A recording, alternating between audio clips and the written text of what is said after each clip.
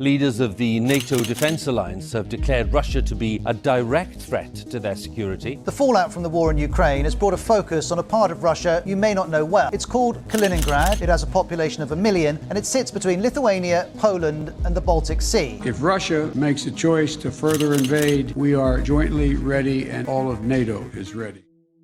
A U.S. general issued a shocking warning against Russia. He's saying that NATO could seize the Russian territory of Kaliningrad with unheard-of speed. It coincides with a huge NATO military buildup along the Eastern European flank.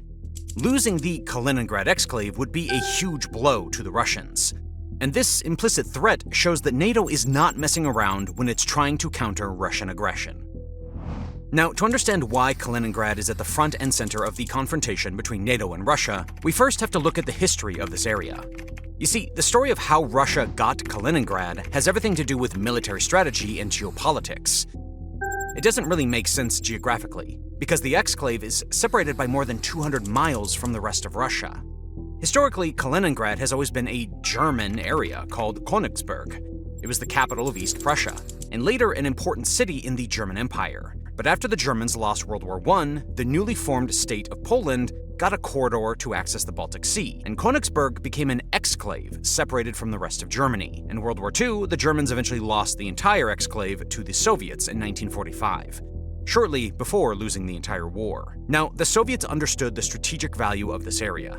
It was a great area for a port to access the Baltic Sea, and it could also serve as a forward military base to project power in Europe. That's why the Soviets ethnically cleansed the area, deporting and killing hundreds of thousands of Germans, renaming streets, and destroying historic German buildings. Later, they moved in hundreds of thousands of Russians, Belarusians, and Ukrainians to make the local population loyal to Moscow.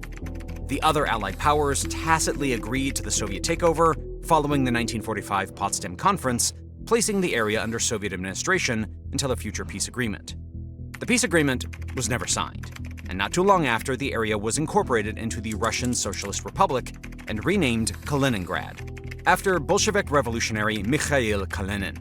Later, during the Cold War between the Soviets and NATO, Kaliningrad became what it remains to this day: a giant Russian military base and one of the most militarized areas in the world. First of all, the Soviets moved the headquarters of the Baltic Fleet to Kaliningrad because it was ice-free all year round, unlike the port at Leningrad, which is now St. Petersburg. The Baltic Fleet was important because in case of a conflict with NATO, it would be used for an amphibious invasion against Denmark and Western Germany. Kaliningrad also served as a huge army garrison, with multiple tanks and motor rifle units stationed there, along with a huge quantity of armor, artillery, and missiles. In the peak Cold War days, the Soviet military pressure on Western Europe was overwhelming, with legitimate fears of a Soviet invasion of Europe, and the Kaliningrad fortress was a big part of this. Later, when the Soviet Union collapsed in 1991, the purpose of Kaliningrad changed, although it remained heavily militarized.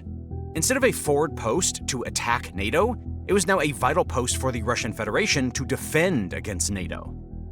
Because, following 1991, the NATO alliance was expanding rapidly eastward, culminating in the 2004 accession of the Baltic states, of Lithuania, Latvia, and Estonia. Later, following the Ukraine war, Finland and Sweden also joined. This leaves Russia's western region, including St. Petersburg, brutally exposed. Kaliningrad is one of the few strategic assets that Russia has to counter this potential threat. This isn't just about a small piece of land. It's about a spark that could ignite a much bigger war. If you think more people should understand what's at stake, hit like and subscribe. Your support helps push the story beyond the algorithm and past the propaganda. With the exclave and its close military ties to its neighbor Belarus, Russia has the chance to close the Suwalki Gap, connecting the Baltics to Poland and the rest of the NATO alliance. In theory, this would give Moscow the opportunity to take over the Baltics in case of a war with NATO. And the Baltic Fleet in Kaliningrad is supposed to protect Russia's western flank over sea, together with the Northern Fleet based in the Arctic. Because of its huge strategic value, Kaliningrad remains one of the most heavily fortified areas in Europe. It has a huge anti-access and aerial denial capability on the exclave that covers much of the Baltic region. A combination of Russian radars and missiles poses a huge threat to NATO military assets. On top of that, the 52 surface warships are some serious numbers to deal with. The Russian military also has 4 fighter jet squadrons stationed in the area, along with a ground force of unknown number of tanks, armored personnel carriers, rocket launchers, and artillery. There could be up to 30,000 troops stationed there, but it's hard to pinpoint. According to the Polish foreign minister, the Russians have pulled out the majority of their troops from the area to redeploy them in other missions, including Ukraine. Still, the most dangerous threat in Kaliningrad remains, namely Russia's nuclear-capable ballistic missiles and a possible nuclear deployment in the area. This makes an attack on Kaliningrad incredibly risky and historically unprecedented to think about. But things in the region are changing. After Russia's invasion of Ukraine and its continued military buildup, NATO has stepped up its defense and deterrence in Eastern Europe. The alliance is spending more money, improving its strategy, and increasing cooperation between members. This is shifting the balance in the region, and it means that Kaliningrad isn't safe anymore. It's exactly the reason why United States Army Europe and Africa Commander General Chris Donahue is warning that NATO can take over the enclave very quickly. We should first look at the land forces that NATO has been building up in the east. Poland and Lithuania are the first nations that come to mind, because they directly border the Russian exclave. In both countries, NATO is building up a multinational battle group called a Forward Lance Force. In Poland, the United States takes the lead with 10,000 troops currently stationed there, assisted by troops from Croatia, Romania, and the United Kingdom. In Lithuania, Germany plans to station 5,000 troops, along with troops from Belgium, Czechia, Luxembourg, the Netherlands, and Norway. Meanwhile, Latvia and Estonia are also hosting multinational battle groups to strengthen NATO's presence in the region. And it's not just troops. There's an unspecified amount of American Abrams tanks and German Leopard tanks stationed close to Kaliningrad. But it's not only NATO's forward land forces that really matter. The most crucial development in the region, by far, is the huge buildup of the Polish military. The country's military budget has gone through the roof following the invasion of Ukraine. And with this money, it has built up the largest land force in NATO after the US and Turkey in terms of active troops. It now has more than 200,000 active personnel, outnumbering the Russians in Kaliningrad by a long shot. Poland is also focusing on buying new tanks and armored vehicles, and rapidly expanding its artillery arsenal. With Operation East Shield, Poland is fortifying the entire border with Kaliningrad and Belarus. Poland has also signed a groundbreaking deal to buy 48 American Patriot air defense systems, which covers all of its territory and forms a big threat for Russian aircraft and missiles. The American Aegis Ashore air defense base in Poland is designed to detect and intercept various Russian ballistic missiles. And a few years back, the country ordered 32 F-35 fighter jets, which are vastly superior to the fighter jets Russia has in Kaliningrad. All of this starts to undermine Russia's air dominance near Kaliningrad and makes Poland a huge threat. Now, on the Baltic Sea, it's not much better for Russia.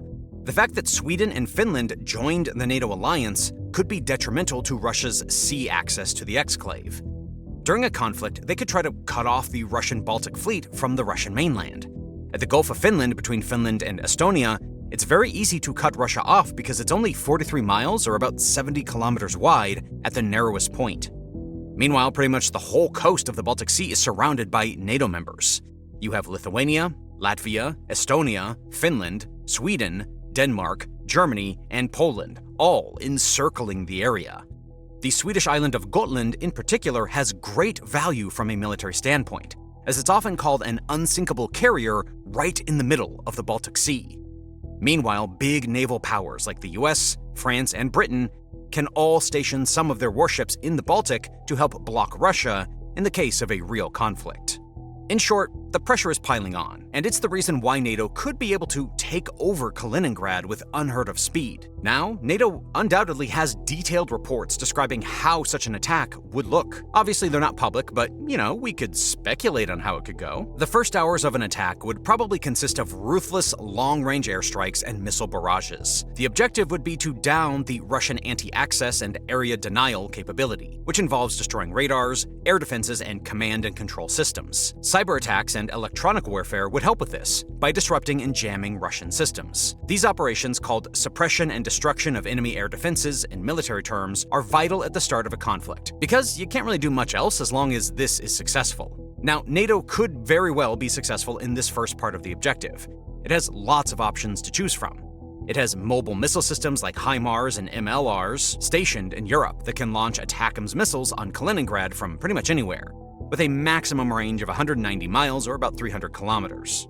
The US and the UK could launch Tomahawk cruise missiles and other kinds of long-range missiles from their warships at a safe distance from the conflict zone. But the biggest threat of all is the aerial threat. The US and its allies have superior aircraft, like the F-35, the F-16, and the Eurofighter Typhoon. They can all launch deadly cruise missiles like JASSM-ER or Storm Shadow, and the latter has already proven itself in the Ukraine war. Dedicated American bombers like the B-1 Lancer, the B-2 Spirit, and the B-52 Stratofortress are even more dangerous. They carry hundreds of missiles, and they have world-class stealth capability, making it hard for Russia to detect them. Their long-range missiles allow them to operate far outside the reach of Russian air defenses. After an initial bombing round, NATO would try to block Russia's access to the Baltic Sea through a maritime blockade. First of all, it would block the Danish Straits, the only way in and out of the Baltic. Then it would use a combination of aircraft, submarines, and destroyers to prevent resupply to Kaliningrad from St. Petersburg. Key chokeholds like the gap between Latvia, Gotland, and the rest of Sweden, or the gap between Finland and Estonia, would be very important to control. The alliance would also try to monitor and push back Russian warships and submarines to prevent a counterattack on NATO assets. While NATO would be fighting to get the advantage in the Baltic Sea, it could also start to fight for air superiority over Kaliningrad. The goal would be to try and neutralize the Russian aircraft stationed there, and bar new aircraft from the Russian mainland entering the war zone. NATO has superior fighter jets like the F-35, the F-16, and the Eurofighter, and they have the edge in numbers. Within days, they could amass hundreds of fighters for this purpose, likely pushing the air situation in NATO's favor.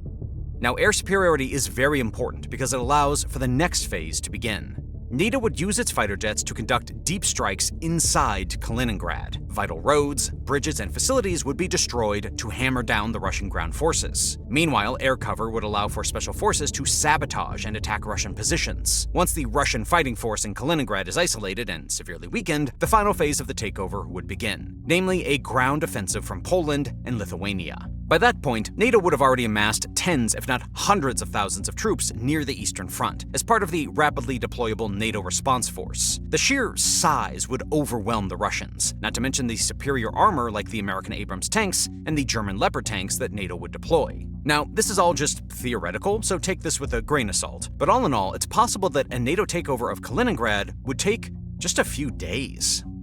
And it's worth going into the strategic implications of all this.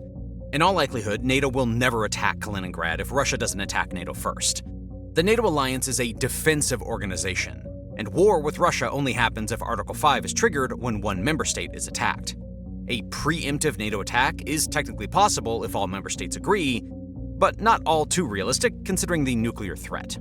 However, the threat that NATO can impose on Kaliningrad is still a huge game changer. That's because it's a form of deterrence to prevent Russia from attacking Finland, the Baltics, or Poland. NATO has always feared Russian aggression on the Baltics in particular, and it's worth understanding how serious this threat really is. First of all, these countries don't have a nuclear arsenal themselves, and Russia could reasonably bet that the US, the UK, or France won't retaliate with nuclear attacks if Russia invades. A nuclear war would destroy both sides, and there's no way that defending NATO's eastern flank is more important to these nations than their own survival. However, this doesn't mean that the Allies won't meet their obligations under Article 5, but they will only do so with their conventional capabilities. And NATO's conventional capabilities at the eastern flank are at risk of lagging behind Russia's mostly in terms of quantity, not quality. The biggest issue is that Russia has been rapidly building up a war economy in recent years, which surpasses NATO in some metrics. One of those areas is artillery shell production. According to NATO Secretary General, Russia is now producing 3 times as much ammunition in 3 months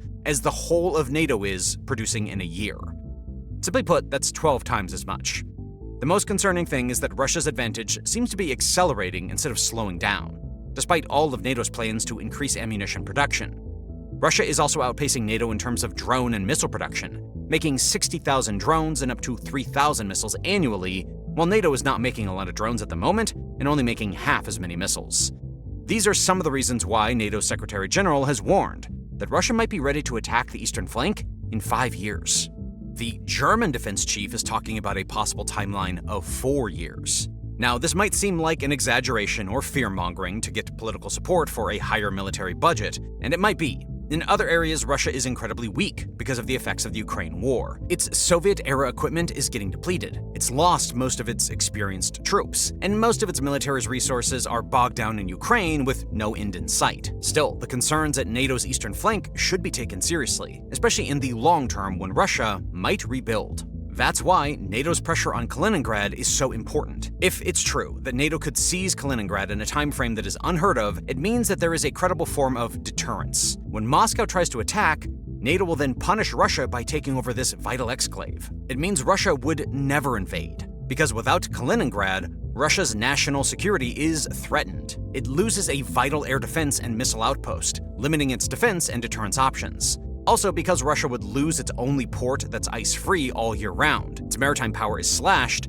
and the remaining ports near St. Petersburg would be easily blocked. Effectively, it would make the Baltic Sea an uncontested NATO lake, where Russia cannot operate safely.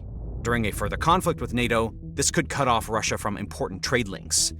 Meanwhile, a Russian loss of Kaliningrad would allow NATO to concentrate its forces along a single line from Norway and Finland all the way to Poland. This would put a lot of pressure on Russia's population centers in the northwest, including St. Petersburg, because they don't have a lot of natural defenses. It also puts Russia's biggest ally of Belarus in a very vulnerable position without Kaliningrad to rely on. And all this, not to mention that more than 1 million Russian citizens live on the exclave.